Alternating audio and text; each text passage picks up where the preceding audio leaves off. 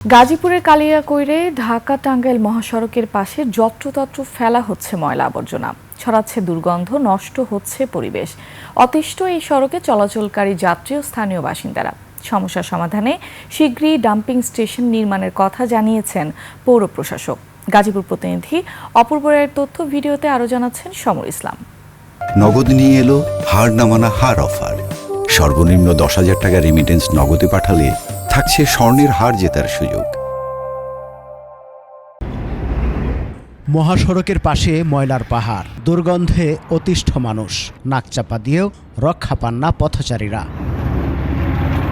সবচেয়ে নিকৃষ্ট জায়গায় এটা, এই এলাকাতে গন্ধ যাওয়াই জানে। এগুলা গন্ধ শুনতে বমি এসে পড়ে। এগুলা কি পৌরসভায় দিয়েছে, এগুলা কি সরিয়ে জায়গা একটা নির্দিষ্ট জায়গায় নিয়ে ফেলাইতো।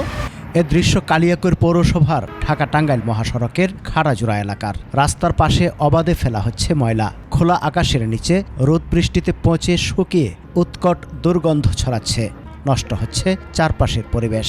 অফিস আদালতের লোকজন আসা যাওয়া করে, হাঁটা করে, এগুলো মনে করেন দুর্গন্ধ শুনে কেউ আসতে পারে না। জায়গাগুলো একবার নষ্ট করে ফেলছে। ময়লাতে গেলে গন্ধ করে। অসুখ বিসুখের তো স্বাভাবিক দুর্গন্ধ হলে তো অসুখ বিসুখ হবে। আমাদের দাবি এখানে যেন ময়লা থাকে না। এখানে ময়লা থাকলে লোকজনের খুব অসুখ বিসুখ হয়। কলেরা ডায়রিয়া তো এই জন্যই হয়। ময়লাটা পরিষ্কার করে দিলে আমরা ভালোভাবে ব্যবসা করে খাইতে পারতাম। নির্দিষ্ট ডাম্পিং স্টেশন না থাকায় এ অবস্থার সৃষ্টি হয়েছে। তবে সমস্যা সমাধানে শিগগিরই ডাম্পিং স্টেশন নির্মাণ করার কথা জানান পৌর প্রশাসক। ডাম্পিং স্টেশনের জন্য আমরা মন্ত্রণালয়ে লিখেছি এবং যদি স্থানীয় সরকার মন্ত্রণালয় যদি তাদের কোনো ফান্ড দেয় তাহলে আমরা স্থায়ীভাবে ডাম্পিং স্টেশন করব। শুধু আশ্বাস নয়, জনদুর্ভোগ বিবেচনায় দ্রুত ডাম্পিং স্টেশন নির্মাণের দাবি কালিয়াকৈর পৌরবাসীর। সমর ইসলাম, 21 টেলিভিশন।